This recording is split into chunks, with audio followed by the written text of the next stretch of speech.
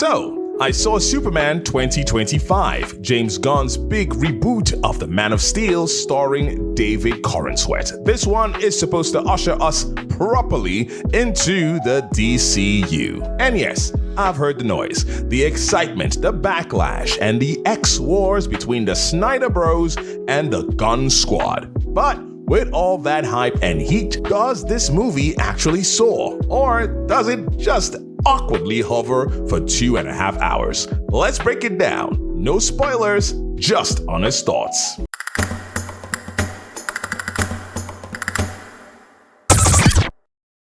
Okay, cards on the table. When this Superman reboot was announced, a lot of people, especially Snyderverse fans, felt like they got punched in the face by a Kryptonian. Henry Cavill's exit was abrupt, messy, and came right after he publicly said he was back. Not a great look. And while Gunn name-dropped Snyder as an inspiration, you could feel this movie trying really hard to be different. Like, almost too hard. So, what's the movie about?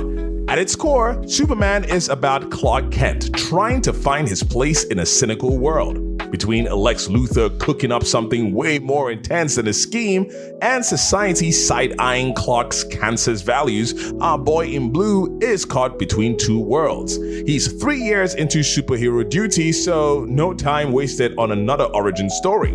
But the bigger challenge, proving that hope, kindness, and not punching heads off still matter in a world that rewards brutality. Sure, instead of a traditional origin story, this version drops us into Clark's life 3 years into being Superman. But we still get a hero who feels weirdly unsure of himself. For someone who's supposed to be Earth's mightiest protector, he spends a surprising amount of time getting kicked around like he's still in superhero kindergarten. He gets beat down. A lot. Like, embarrassingly so. Man takes more hits than a SoundCloud rapper's diss track. I get it. He's noble, he's trusting, he clings to that whole no-kill code, even when literally everyone else is asking him to bend the rules. But at some point, you wonder, is this the strongest metahuman on Earth, or does he need a medic? I'm not saying he has to win every fight with a flick of a wrist, but man, when you need backup this often, are you really Superman or just the intern in the Justice League group chat? I found myself wondering more than once, wait, why is he the symbol of hope again? Or is he just Birdman, who's always been away from the sun too long? What?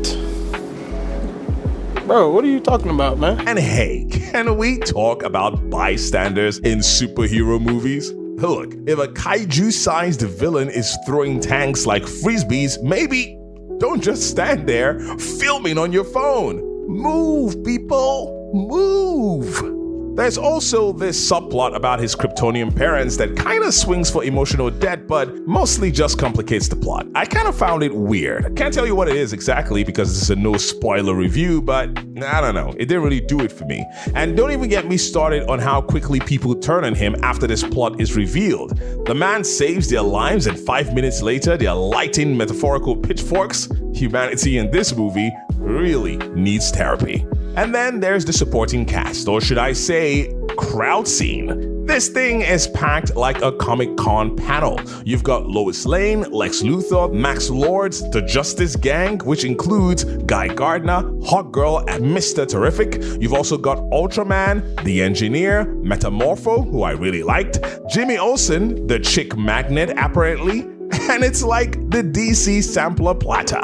The movie's called Superman, but sometimes it kind of feels like he's a guest star in someone else's spin-off. That said, I will give credit where it is due. David Corenswet looks the part. He looks a good, scratch that, a great Superman, and the guy, he's really a good actor. He carries the emotional weight of Superman in this movie pretty decently. And we've got Rachel Brosnahan, who I wish I saw more of because I really like her as an actress. She is really solid as Lois Lane. Nicholas Holt's Lex Luthor brings some menace in this movie, but he's not exactly rewriting the villain playbook. But Holt is still great in this. The one who oddly steals the spotlight for me is Eddie Gategi's Mr. Terrific. He brings the energy, gets a ton of screen time for some reason, and basically wipes out a whole villain base in one scene, giving me some amazing Yondu vibes. Cool moment, but also, should I be rooting for him instead? One of my favorite moments in the movie is a quiet and humanizing exchange between Clark and Lois amid the chaos. Yes, while a Justice Gang battle explodes in the background. It's kind of the tonal balance Gunn does well. Mayhem and heart all in one take. But it's not all about balances, because there's also an emotional scene between Clark and his Earth dad that is just emotional. None of those, it's emotional, but we use a comedic quip to ruin the emotional moment. It's just straight up great, and I loved it. Visually, the film is fine. It's not mind-blowing, it's not cheap, it's just there. The flying effects are very good, I like that, and it's definitely brighter than anything Snyder ever made. Like Gunn said, it is a hopeful Superman story, but visually and tonally, it plays it pretty safe. Even the score, which includes a remix of John Williams' classic theme, feels like it's trying to be emotional more than actually being emotional. Don't get me wrong, I really liked the score. Shout out to John Murphy and David Fleming. They really did a great job on this one. But for a reboot of such an iconic hero, I don't know. I was just expecting more wow and less okay. And while I'm giving shout out to Eddie Gategi again and Nathan Fillion. I really liked his portrayal of Guy Gardner. Very obnoxious, just the way I remember Guy Gardner. Good one, Nathan. And can we talk about the tone of the movie? Yes, it is lighter, but sometimes it feels tonally unsure of itself, like it wants to be serious, it wants to be funny, it wants to be inspirational and world building all at once. And instead of finding a balance, it just throws everything at you and hopes that something sticks. Most of the comedic quips didn't really get any laughter in the screening room where I watched it. Now, maybe all of us there are just boring old fellas who can't take a joke, or maybe the funny moments weren't just landing. Superman is trying to please everyone, but it ends up pleasing, well, some. It's not a train wreck, but it's not the second coming of Krypton either. It's just okay. And if you're a hardcore Superman fan, you might leave the theater conflicted or happy to at least see a very good comic portrayal.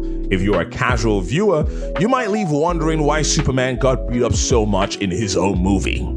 I liked the movie, but I wasn't blown away by it. The screening room I saw this in had no Endgame-esque cheers, but at least there weren't any boos either. It's a reboot with heart, but maybe too many characters, too many ideas, and not enough confidence in its title hero. Still, there's enough here to build on, if the next one lets Superman actually be super. My verdict? I think this one may not be as exceptional as James Gunn expected it to be, but it could still be a very decent movie that the DCU can build on.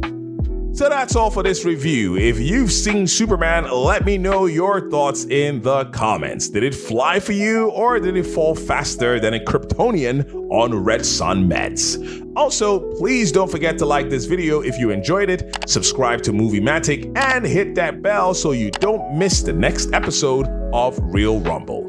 Till the next time, stay sharp, stay cool, and seriously, if a giant alien is fighting downtown, get off the street.